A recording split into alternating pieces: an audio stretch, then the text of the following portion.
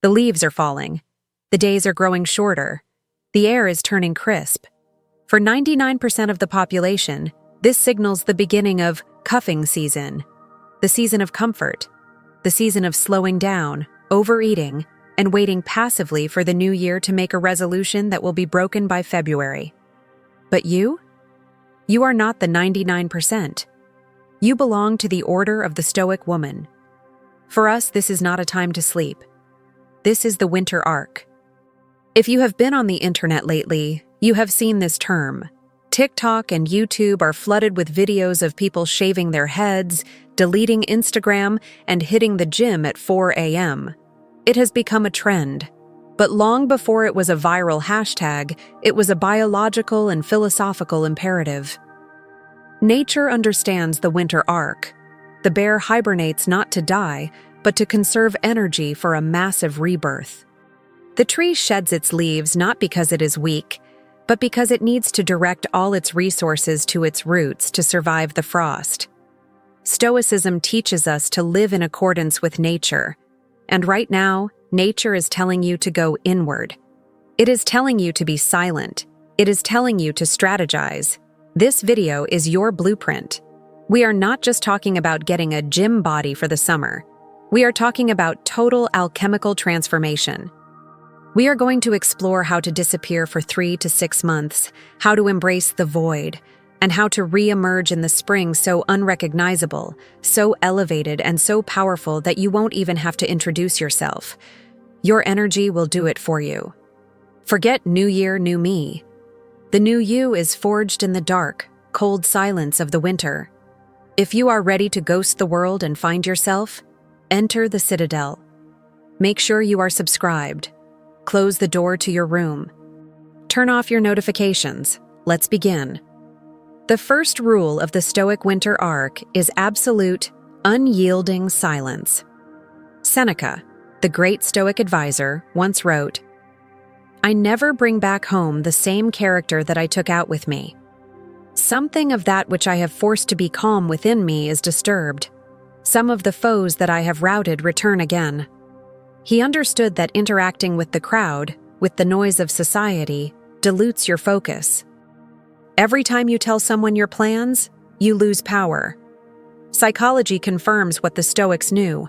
When you announce your goals, I'm going to lose 20 pounds. I'm going to start a business. I'm going to write a book. Your brain releases a premature hit of dopamine. You feel the satisfaction of having done it without actually doing the work. You trick your brain into complacency. For this winter arc, you must move in the shadows. Silence is not just about not speaking. It is about not signaling. It means you stop posting your gym selfies. You stop updating your Instagram story with cryptic quotes. You stop telling your friends about the new man or the new job. Why? Because privacy is power. Everyone is so obsessed with being perceived that they have forgotten how to be. Imagine the mystery of a woman who simply disappears. She doesn't delete her account in a dramatic cry for attention. She just stops posting. She stops watching. She stops engaging with the digital noise. In this silence, you reclaim your energy. Think of your attention as a currency. All year, you have been spending it on other people's lives, on celebrity gossip, on political outrage, on validation seeking. The winter arc is a fiscal audit of your attention. You are freezing your assets. You are bringing all that energy back home. During these months, you will be misunderstood. People will ask, "Are you okay? Are you mad at me? Why are you so quiet?" Let them wonder. The Stoic woman is content with being misunderstood because she knows that she is currently under construction. You cannot explain the butterfly to the caterpillar. You just have to become it. Before you can build the future, you must ruthlessly assess the past. But we do not do this with guilt. We do this with Amor Fati, a Latin phrase used by intense Stoics meaning love of fate. Friedrich Nietzsche, heavily influenced by Stoicism, described it best. That one wants nothing to be different, not forward, not backward, not in all eternity, not merely bear what is necessary, still less conceal it, but love it. Sit down with a journal. This is your war room. You are the general of your life, and you are reviewing the battlefield of the last year. Look at the heartbreak. Look at the money you lost. Look at the time you wasted chasing people who did not value you. Look at the rejection. The average woman looks at this list and feels shame. She feels like a victim. Why did this happen to me? The Stoic woman looks at this list and says, "Good. You lost that job? Good. You were comfortable and stagnant. Now you are hungry. He broke your heart? Good. He revealed he wasn't the one, and he gave you the emotional fuel to level up. You gained weight? Good. Now you have a clear metric to conquer. This is the strategic audit. You are taking inventory of your trauma and your failures, and you are converting them into data. A scientist does not cry when an experiment fails. She analyzes the variables. For your winter arc, I want you to write down 3 pillars you will reconstruct. The physical pillar, what is the condition of your vessel? The financial pillar, where is your resource leakage? The mindset pillar, what beliefs are keeping you small? Do not lie to yourself on these pages. As Marcus Aurelius said, the truth can't hurt you, it's your judgment of the truth that hurts. If you are broke, write it down. If you are undisciplined, write it down. The winter arc requires the cold, hard light of truth. Now, we move to action. The Stoics practiced something called voluntary discomfort. They would deliberately wear rough clothes, eat simple food, or sleep on the floor. Why? To prove to themselves that they could survive anything, to harden their minds against the softness of the world. Your winter arc is not about self-care in the sense of bubble baths and chocolate. It is about self-care in the sense of parenting yourself. It is cold outside. It is dark in the mornings. Your bed is warm. Biology screams at you to stay under the covers. The Stoic woman gets up. Why do we emphasize the gym so much in these high-value discussions? Is it vanity? No. It is because the body is the only thing you truly own. It is the physical manifestation of your discipline. You cannot buy a fit body. You cannot inherit it. You cannot steal it. You have to rent it every single day with sweat and pain.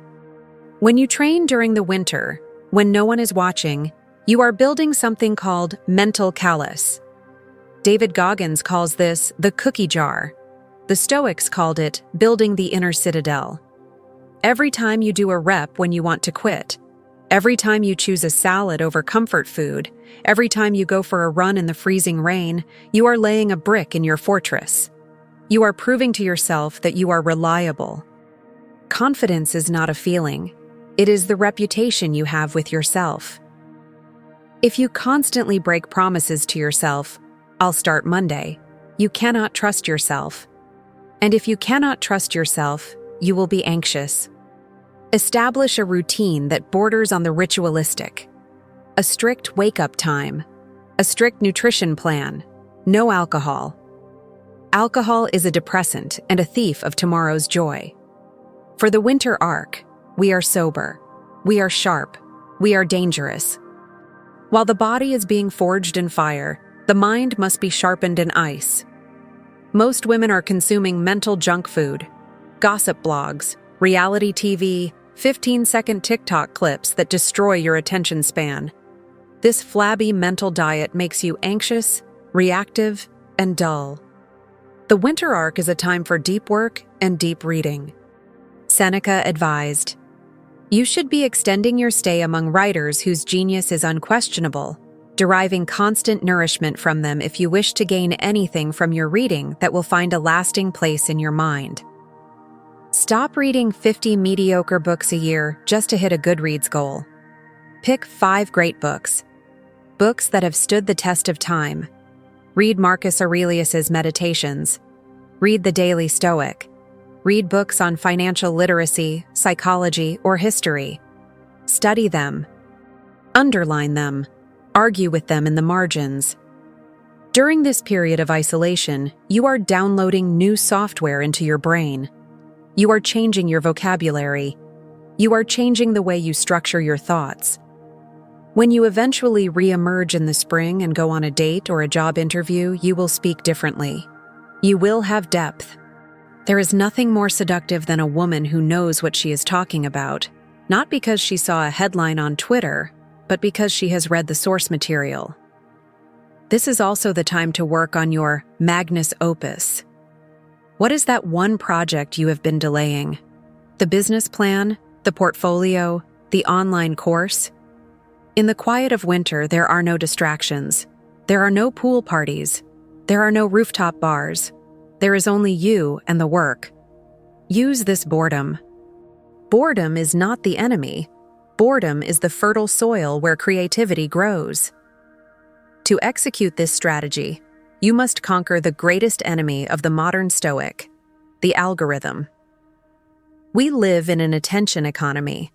Tech giants are spending billions of dollars to engineer algorithms designed to hijack your dopamine receptors and keep you scrolling. They want you passive, envious, and distracted. You cannot win your winter arc if you are spending 4 hours a day on your screen. I am proposing a radical digital minimalism. Turn off all non-human notifications. If it's not a text from a real person, you don't need to see it instantly. Unfollow accounts that trigger insecurity. If looking at her life makes you feel poor, ugly, or behind, delete her. Protect your eyes. Grayscale your phone. Make it boring. This is the Stoic discipline of prososche, attention. You must guard your mind like a fortress gate. You choose who enters. Imagine the freedom of not knowing what is trending. Imagine the peace of not knowing who is arguing with whom on Twitter. You are in your lane, in your bubble, focused entirely on your own elevation. You become the ghost in the machine. You are there, but you are not of it. If you commit to this, if you truly give yourself 3 to 6 months of silence, discipline, and strategy, something magical will happen around March or April. The weather will break, the sun will come out. And the woman who steps out of her door will not be the same woman who went in back in November. This is the reveal. You won't have to announce that you've changed. It will be obvious. It will be in your posture.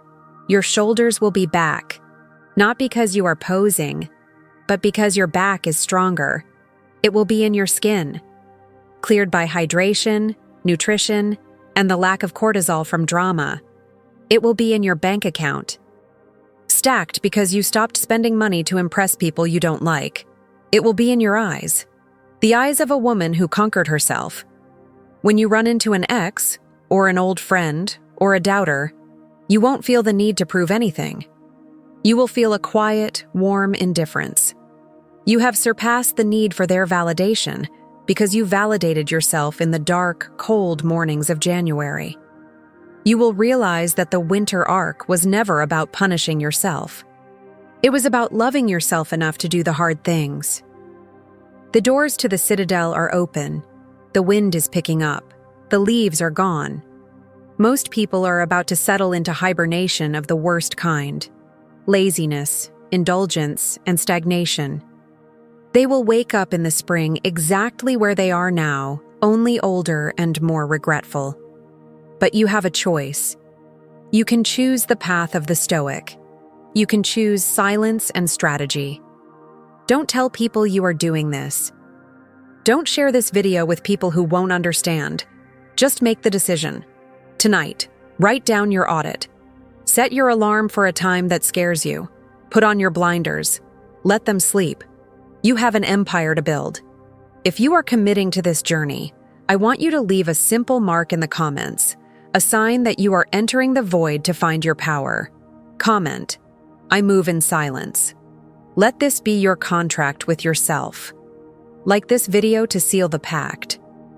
Subscribe to receive your orders. Now go. The work is waiting, and remember, the obstacle is the way,